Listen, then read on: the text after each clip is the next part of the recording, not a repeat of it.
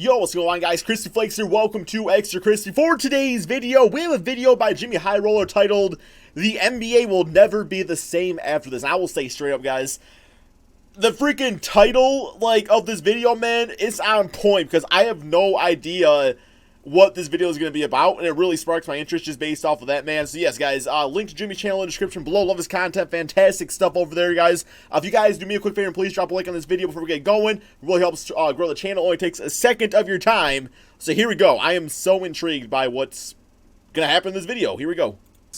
Take a good look at it. Okay. Go ahead.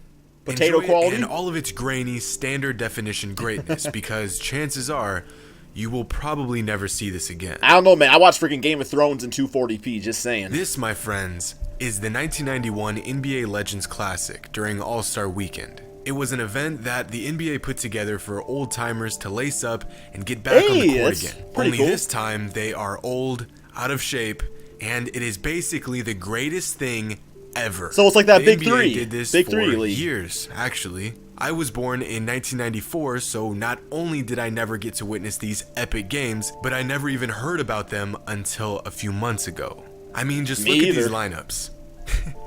This is amazing. How many people can say that they watched a 53-year-old Oscar Robertson battle it out against a 58-year-old Sam Jones? That is pretty awesome. Not only that, but check out these rules. A 24-minute game, running clock, no bonus fouls, and in the event of a tie, the first team to score Oh, damn, wins. dude. NFL rules. It's madness. It's barbaric. And it's awesome. It's what AllStar We'll more than Week likely needs. never see anything like this again, since the NBA doesn't plan on bringing this event back anytime soon. I'm not sure why. I don't know about y'all, but I would pay good money to see Shaq and Kobe pair up again. Damn, or same watch here. Magic and Bird duel it out one last time. And Be although we won't get to unbelievable. witness any of these moments, I think we can all agree. All-Star Weekend has been a bit lackluster over the past few years. Decade. Yeah, there are some highlight moments here and there, and it's not like players aren't putting on a good show. It's just that we've seen it all. It's bitch How many ass stale All-Star bread, games do man. we have to It's stale watch bread. Crawl along with no defense for 40 minutes just to get all ramped up in the final moments as the teams decide they don't want to lose. No stakes How many either. dunk contests must we sit through before we come to terms with the fact that we've pretty much seen it all?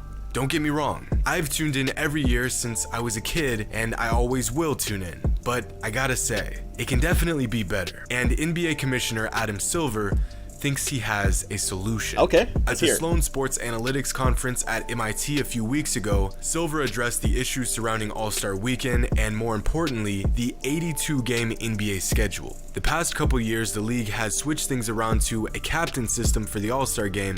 I think the captain system, I mean, it's okay. It's okay. And overall, it's been a great decision. Watching Giannis and LeBron chirp That's at alright. each other while handpicking the best players in the NBA is definitely something I thought I'd never see. No but stakes, even though. Silver himself said it was like, and I quote, putting an earring on a pig. In other words, the captain system was just a short-term Damn, dude. solution for a long-term issue or issues. All-Star Weekend was created to serve a few purposes. First, to entertain the fans. Second, to grow the NBA's brand. And third, to give the players rest and get them ready to go for the second half of the season. Except, All-Star Weekend was created over 60 years ago and basically serves none of these Times has purposes changed. anymore. Or at least not to its full potential. Fans aren't really entertained, the NBA's brand is now well established, and players are not getting the rest they feel they need. And the numbers speak for themselves. TV ratings on All-Star Saturday and the All-Star Game are at an all-time low. I'll be quite honest, I might tune in for a hot second, but 10, 15 years ago when I was a little crispy flake, man, I used to love All-Star Weekend. Damn, it was like Christmas for me. And just recent years, it is boring. I think Jimmy says it just correctly. It's boring. Out of the 27 NBA All-Stars this season, the average amount of games missed throughout the season was just over 10, or about 13% of the season. The best players in the league are, on average, missing 13% of the season. Now, whether these games are missed because of injury recovery, or simply load management is beside the point. Players are missing a lot of games. On the sports talk show Speak for Yourself, Steven Jackson, a former player who is sick of current players needing more rest and games off for load management, made a point that MLB teams play 100 games a season. Yeah, far more than the 82-game NBA schedule. I ain't gonna lie, man, and I'm sorry, if you're a baseball fan, I don't mean this like in a disrespectful way. I feel like baseball's not as like strenuous on the body as basketball is. I mean, although the number I of played games 4 years of throughout there T-ball. is an astronomical 62 4 games participation short of trophies. the actual number of I'm games retired. MLB teams play, he made his point nonetheless. On that same show, Marcellus Wiley made a great point about AllStar Weekend as well, saying that before social media platforms, players used AllStar Weekend to boost their public image, to connect with fans, to push a new shoe out to the public. This is what Michael Jordan did with the dunk contest and his signature shoe. I mean, come on, look at the man. If I saw a guy fly like this in 1985, I'd have no choice but to cop a pair myself. But you don't see the MJs in the dunk contest the world no more. has changed. We're talking about a 50-year-old regular season format and an even older All-Star Weekend format. Now, this may just be a perfectly balanced, timeless way to go about the regular season. But consider the fact that everything around us in society is constantly changing and shifting. Shouldn't our sports reflect this same reality? Adam Silver thinks it should, and his solution: a preseason, mid-season, and postseason one-and-done tournament. Imagine combining the NBA playoffs with college March Madness, a crazy one-and-done tournament during All-Star Weekend, a basketball cup. If you're a fan of a team that hasn't been doing well in recent years, you know how easy it is to check out mid-season, when things are looking bleak and the playoffs are becoming less and less of a reality every day. And I'm sorry, I'm not saying much here, guys. I just like I don't know how that would work exactly. I hope Jimmy tells us. I should push play and find out, right? Let's do it. Let's do it. You're more than likely tired of the same old All-Star Weekend.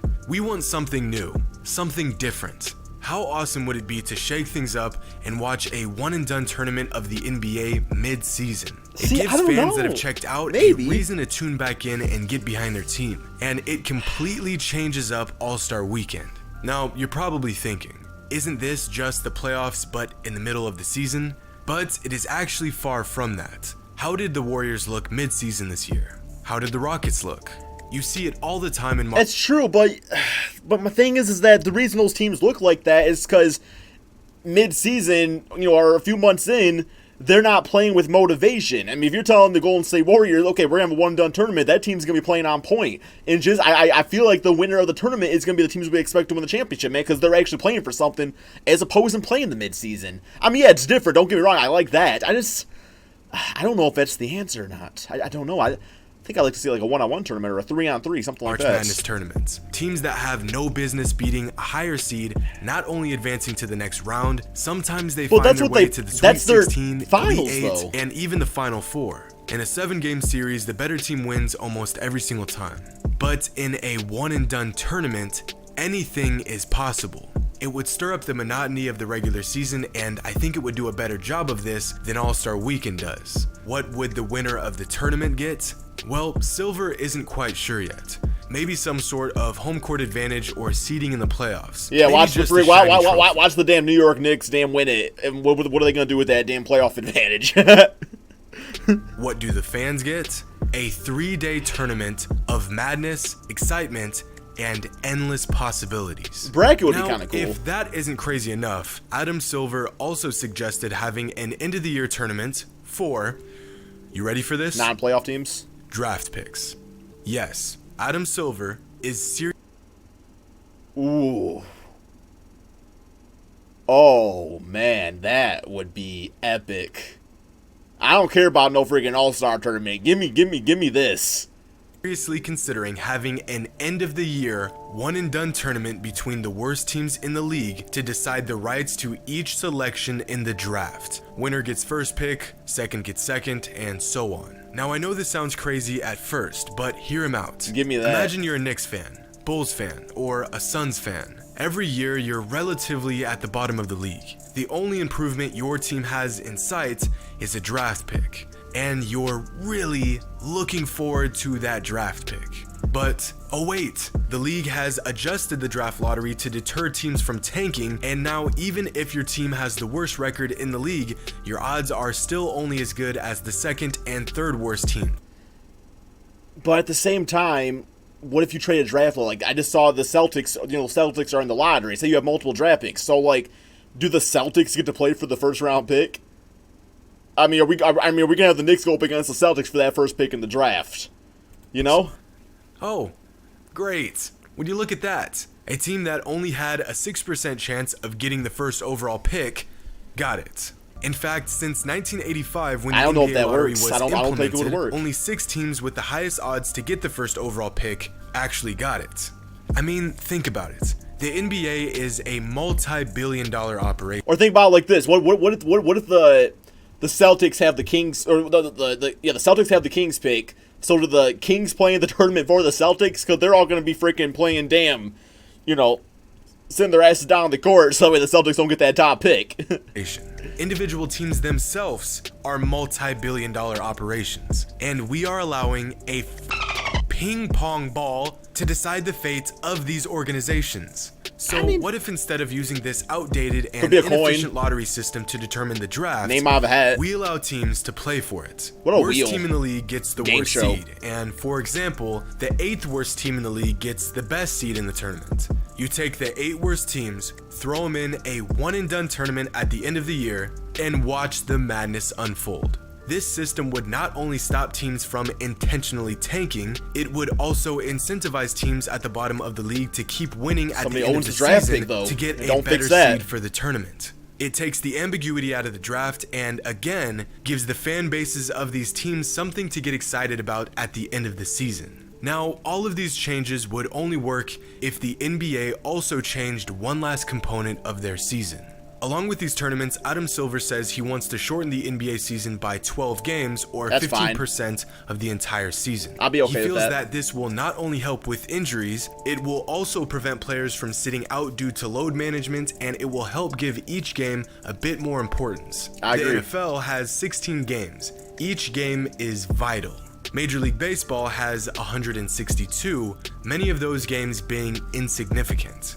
Less games, more value each game holds. Now, shrinking the season by 10% changes quite less money though for the owners, and let's be honest, it comes down to business and money a bit. What do you do about records? Do you keep things the same, or do you make a completely new record book for 70 game seasons? Probably a new one. Also, shrinking the season by 15% would result in players getting paid 15% less, and I am positive no player is signing up for less pay. That don't gotta be true though. I mean, it's like, yeah, they are gonna probably make less money, but at the same time, you might have arenas selling out more if games mean more, so it could result in, maybe the balance sheets balance each other out or something like that. But just because they're playing less, I mean, I don't think players would get paid less. I still think they would get paid the same amounts, but that amount, like the amount they get paid per game, it would just seem increased. I don't think they would take a pay cut.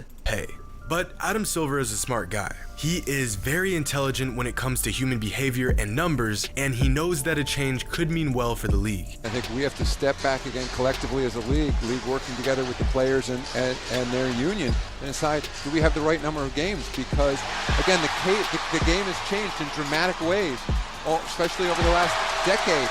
And if players can't fairly play in all those games, maybe the schedule's too long. Yeah. And maybe we got to take a fresh look at how we structure the season. The fan has to be first, and at the end of the day, the fans vote every day by deciding whether to listen to your telecast or watch us on television or buy tickets. And I got to be very... Or you can just, watch Extra Crispy, man, because, I'm going to do some game reactions next season. Careful, this is a fragile ecosystem, and if ultimately the fans are saying, we're not going to pay for those games, or we're not going to watch those games where your players aren't playing. All of these changes sound so drastic, so crazy that it's easy to just write them off. But fair enough. Adam Silver is serious about these changes. He knows they'll take time and continuous tweaking to get just right. I get the sense that he feels this change is necessary. But of course, there are a few issues I personally see with these events and changes. If the worst team in the league is getting the worst seed into this one-and-done draft tournament, how are they possibly supposed to get better? They could very well just enter this vicious cycle of losing that finds them with the worst record, the worst seed into this tournament, and subsequently the 8th pick in the NBA draft if they keep losing year after year. But this is the NBA. If teams want to get better, players need to step up and fight their way up the ladder. Life and business is all about incentives, and giving the worst team in the league the best chance to the #1 overall pick takes away some of that incentive. This is so much better than a damn ping pong ball.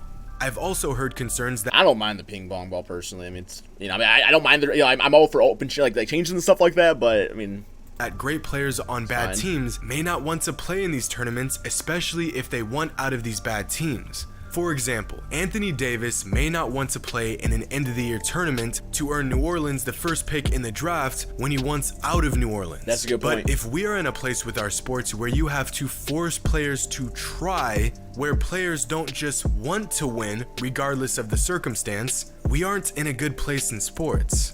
So, what do you guys think of these league-altering changes? The Midseason Cup to replace AllStar Weekend and for possibly some sort of playoff advantage, an end-of-the-year tournament to decide which team gets what draft pick, and a season shortened to 70 games to help players manage their health and wellness better throughout the season. How much do NBA teams benefit from these changes? Well, that all depends. How much do fans benefit from these changes? Immensely. Each game holds a little bit more value. The season is shorter but sweeter, and we have 2, possibly 3 huge events to look forward to each season as opposed to just 1. We still get the classic playoffs while also getting an exciting, new, unpredictable one-and-done tournament in February and in June.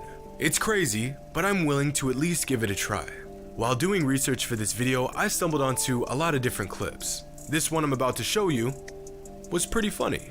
So, enjoy. Today, they have a different focus, and they're also pulled in a lot more directions. Guys did not play every night. Guys dogged it back then. Guys complained back then. The NBA players didn't start. Nobody in the NFL, the NBA, baseball started complaining in the last 10 years. Guys have been bitching for years in all sports. It's not new. Damn, man. Okay, guys, that's the end of the video right there. I guess just to like put it short, I'm all for a shorter season. That's fine. End of or an all-star tournament. I mean, I don't know if that. I mean, that's not really like giving players a chance to rest because they got to go out there play 2 or 3 games instead of just playing the all-star game where they can kind of like chillax a bit doing that. I mean, that's not really giving them more rest, and I don't really see like the incentive. Because, for college, for like March Madness, like they are playing for that national championship. Like that is their NBA finals. So I don't know about that. I mean, and then as far as the draft pick tournament goes, you're gonna have guys like you said, you're gonna have guys playing on your team that are playing for a draft pick that might not even be on that team next season. So in the end of the day, the most motivating thing when it comes to the business, which the NBA is cash.